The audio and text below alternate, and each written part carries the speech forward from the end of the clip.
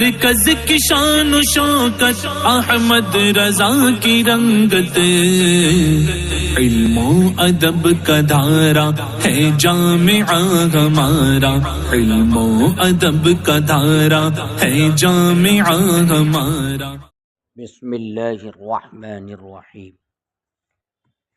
باب لبس الحریر، اے ھذا باب فی بیان حکم لبس الحریر، یہ حریر یعنی ریشم پہننے کے حکم کے سلسلے میں یہ باب ہے۔ حریر اس میں جنس ہے اور اس کا واحد حریرہ ہے۔ جوہری نے کہا حریرہ، یہ حریر کا واحد ہے جس کا معنی ریشم کے کپڑے آتا ہے۔ تو ریشم پہننے کے حکم کے سلسلے میں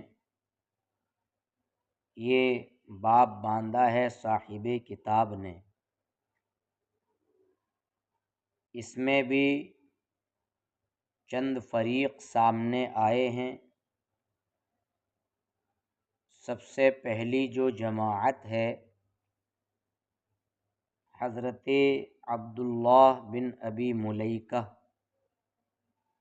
اور ظاہریہ کی ایک جماعت نے یہ کہا ہے کہ مرد کے لیے ریشم پہننے میں کوئی حرج نہیں ہے، اور ان حضرات نے اپنی دلیل جو قائم کی ہے اس باب کے شروع میں جو پہلی حدیث ذکر کی ہے صاحب کتاب نے، وہ ان کا مستدل بھی ہے۔ حضرت فہد بن سلیمان کے طریق سے اس کو روایت کیا ہے۔ چنانچہ فرماتے ہیں حدثنا فہد قال حدثنا عبداللہ بن صالح قال حدثني الليث بن سعد عن ابن ابی ملیکہ۔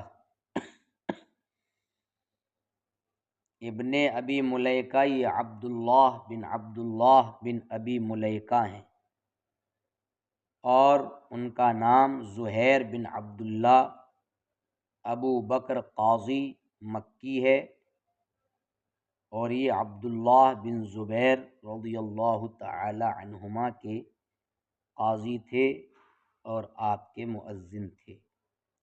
ایک جماعت نے ان سے حدیث لی ہے۔ مسور بن مخرمہ بن نوفل، یہ ان کو اور ان کے باپ کو صحبت حاصل ہے۔ کہتے ہیں عن المسور بن مخرمہ ان رسول اللہ صلی اللہ علیہ وسلم قدمت علیہ اقبیہ۔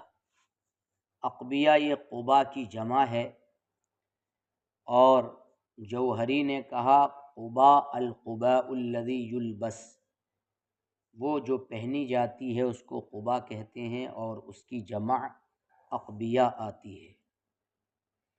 اور دیباج یہ فارسی معرب ہے، اس کی جمع دیابیج اور دیاییج یا کے ساتھ دونوں آتی ہے۔ اور ابن الاثیر نے یہ کہا دیباج وہ کپڑے ہوتے ہیں جو ریشم سے متحد ہوتے ہیں، ریشم کا اور ان کا اتحاد ہوتا ہے۔ یہ ان کی کچھ تشریحات۔ پھر ایک لفظ اس میں آیا ہے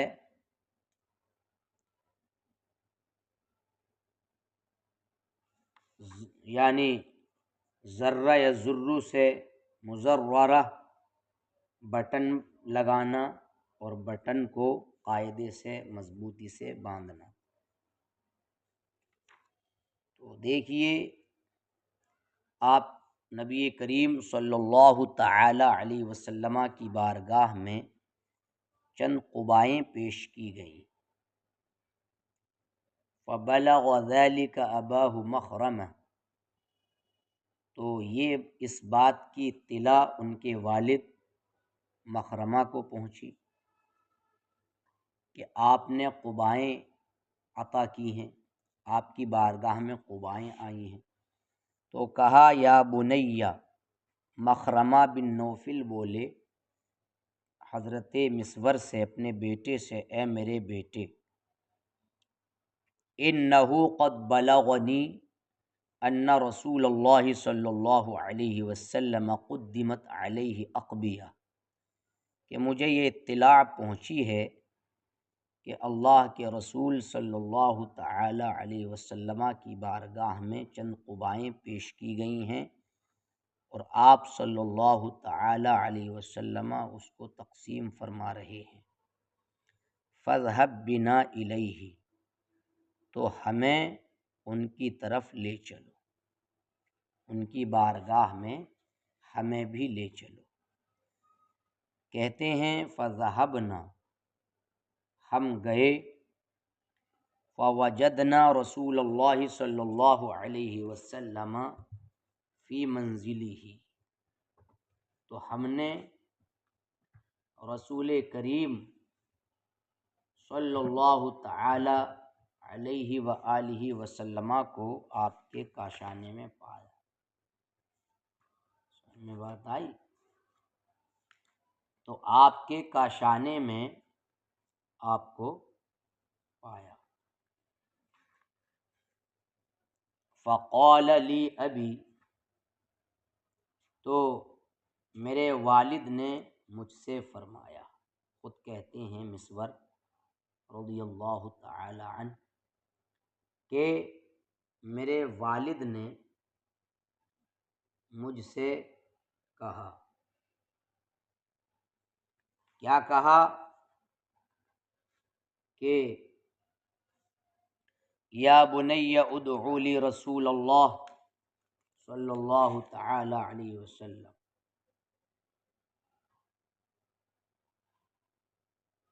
کہ اے میرے بیٹے، میرے واسطے نبی کریم صلی اللہ تعالی علیہ وآلہ وسلم کو پکارو۔ فقال المسور، تو حضرت مسور نے کہا، اعظمت ذلک، یہ میرے لیے بڑی چیز ہے، یعنی آپ کو پکارنا اور آپ کو بلانا یہ میرے لیے بڑی چیز ہے۔ سمجھ میں آئی بات؟ اس کے بعد پھر میں نے کہا ادعو لک رسول اللہ، میں تمہارے لیے اللہ کے رسول سرور دو عالم صلی اللہ علیہ وسلم کو پکاروں؟ تو کہا اے میرے بیٹے، انہ لیس بجبار، وہ جبار نہیں ہے، زبردست نہیں ہے، وہ ایسا نہیں ہے۔ فدعوت رسول اللہ صلی اللہ علیہ وسلم، یعنی وہ جابر نہیں ہے، وہ نرم اخلاق کے مالک ہیں۔ تو میں نے اللہ کے رسول صلی اللہ تعالی علیہ وسلم کو پکارا تو آپ تشریف لائے، اس حال میں کہ موٹے ریشم کی بٹن لگی ہوئی قبا آپ زیب تن کیے ہوئے تھے، آپ کے جسد اقدس پر تھی، سونے کے بٹن لگے ہوئے تھے اس پر۔ تو کہا یا مخرمہ، اے مخرمہ، ھذا خبأتہ لک، میں نے یہ تمہیں دی، یعنی یہ تمہارے لیے چھپا، یہ میں نے الگ رکھی اور اس کو لے، خبأت ھذا لک، کچھ روایتوں میں یہ ہے، بخاری وغیرہ میں، سمجھیں؟ تو میں نے یہ آپ کے لیے الگ رکھ دی، چھپی ہوئی حالت میں، اور تو سرکار صلی اللہ علیہ وسلم نے ان کو عطا کی۔ تو ان حضرات نے اس حدیث کو دلیل بنایا اور یہ بولے، یہ پہلے فریق، کہ مرد کے لیے ریشم پہننے میں کوئی ممانعت اور حرج نہیں ہے۔ البتہ دوسرے حضرات نے، دوسری جماعت نے ان کی مخالفت کی ہے، اور دوسرے لوگ حضرت عبد الرحمن بن ابی لیلہ، حضرت حسن بصری، عامر شعبی، حضرت قتادہ بن دعامہ سدوسی، ابراہیم نخعی اور سفیان ثوری، عبد الرحمن اوزاعی، امام اعظم، امام ابو یوسف، امام محمد، امام مالک، امام شافعی، امام احمد بن حنبل، امام اسحاق، ابو ثور، ان حضرات کا قول یہ ہے، یہ کہتے ہیں، عبارت ان کی یکرہ لبس الحریر للرجال، یعنی مردوں کو ریشم پہننا یہ کراہت سے خالی نہیں ہے۔ واحتجوا فی ذلک باحادیث وردت فی ھذا الباب تدل علی تحریم الحریر علی الرجال، اور اس بارے میں کچھ حدیثیں ایسی آئی ہیں کہ جو اس بات کو بتاتی ہیں کہ ریشم مردوں کے لیے پہننا یہ حرام ہے۔ تو ان حضرات نے اس پر دلیل قائم کی۔ اب وہ حدیث پیش کر رہے ہیں، تو فرماتے ہیں فَمِنْهَا مَا حَدَّثَنَا یزید بن سنان، انہی احادیث میں سے، آثار میں سے یزید بن سنان والی حدیث ہے۔ فرماتے ہیں حدثنا معاذ بن ہشام قال حدثنا ابی عن قتادۃ عن عامر الشعبی عن سوید بن غفلہ ان عمر بن الخطاب رضی اللہ عنہ خطب بالجابیہ فقال نہى رسول اللہ صلی اللہ علیہ وسلم عن لبس الحریر الا موضع اصبعین او ثلاث او اربع۔ اس حدیث کو امام ابو جعفر طحاوی نے 5 طرق سے، مطلب یہ ہے کہ روایت کیا ہے۔ سب سے پہلا جو طریق ہے وہ حضرت یزید بن سنان قزاز کا ہے، جس کی سند ابھی پڑھی گئی، اور آخری راوی حضرت سوید بن غفلہ سے روایت ہے کہ حضرت عمر بن خطاب رضی اللہ تعالی عنہ نے خطبہ دیا تو ارشاد فرمایا کہ اللہ کے رسول سرور دو عالم صلی اللہ تعالی علیہ وسلم نے ریشم پہننے کی ممانعت کی، منع فرمایا، سوائے 2 انگلیوں یا 3 یا 4 کی جگہ کے، یعنی اتنی جگہ کے برابر اگر ریشم پہنا تو اس کا استثناء کیا گیا ہے۔ یہ حدیث پاک امام مسلم نے عبید اللہ بن عمر قواریری اور امام ترمذی نے محمد بن بشار کے طریق سے روایت کی ہے۔ اور دوسرا جو اثر ہے وہ یہ بھی یزید بن ہارون کا اسی کی طرح ہے، اور امام نسائی نے اس کو تخریج کیا ہے۔ اور تیسرا اثر بھی یزید کے حوالے سے ہے، امام ابن ماجہ نے اس کو تخریج کیا اور امام احمد نے بھی، اور چوتھا اثر حسین بن نصر کے حوالے سے ہے، اور 5واں جو اثر ہے وہ پھر یزید کے جو راوی ہیں یزید بن سنان، اس کے حوالے سے انہوں نے ذکر کیا ہے۔ تو یہ 5 حدیثیں امام ابو جعفر طحاوی نے یہاں مطلب یہ ہے کہ نقل فرمائی ہے۔ اور یہ جو 5ویں حدیث ہے، ان حدیثوں میں اس بات پر خاص کر صراحت اس بات کی ہے کہ مردوں کے لیے ریشم پہننے کی ممانعت ہے، تو حضرت عمر بن خطاب کی حدیث سے یہ ثابت ہوا۔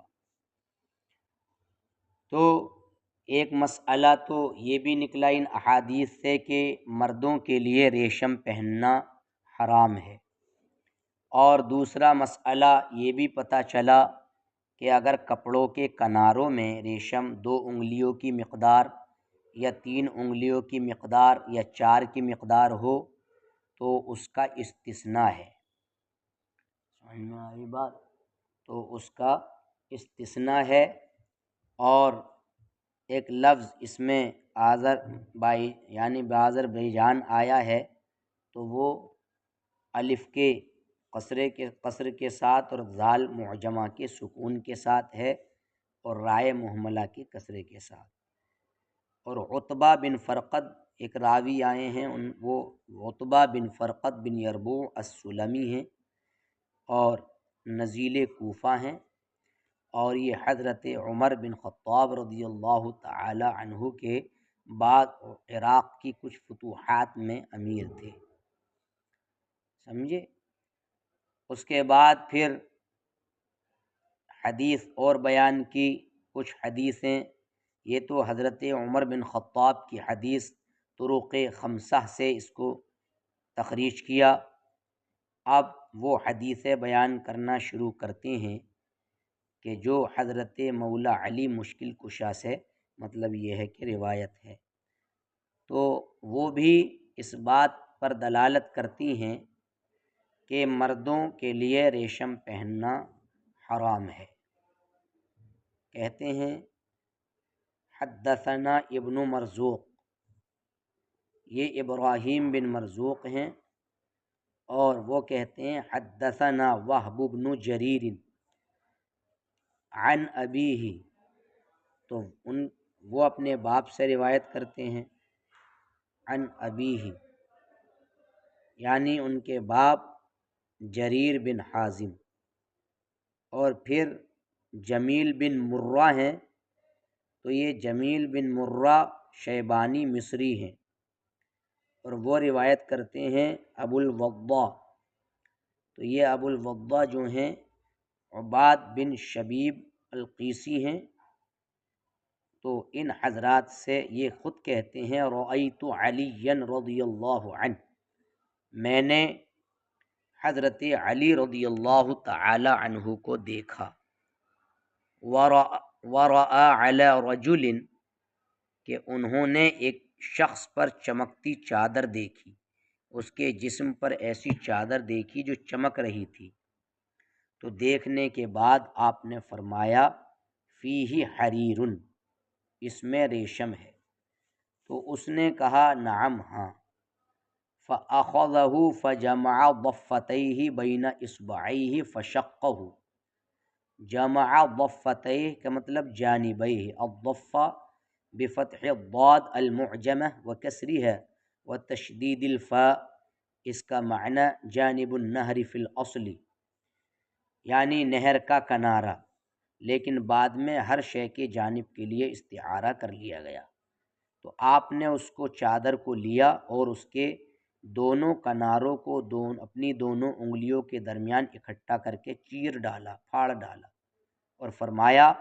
اما انی لم احسدک علیہ، سنو میں نے تم سے اس پر حسد نہیں کیا، لیکنی سمعت رسول اللہ صلی اللہ علیہ وسلم نہا عن الحریر، لیکن میں نے اللہ کے رسول سرور دو عالم صلی اللہ تعالی علیہ وآلہ وسلم سے ریشم پہننے کی ممانعت کو سنا ہے۔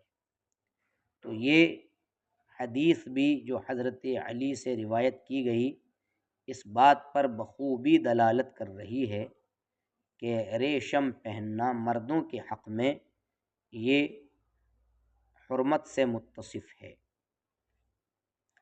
حدثنا ابن مرزوق قال حدثنا عارم قال حدثنا حماد بن زيد عن أيوب عن نافع عن ابن عمر أن عمر رضي الله عنه قال يا رسول الله إني مررت بعطارد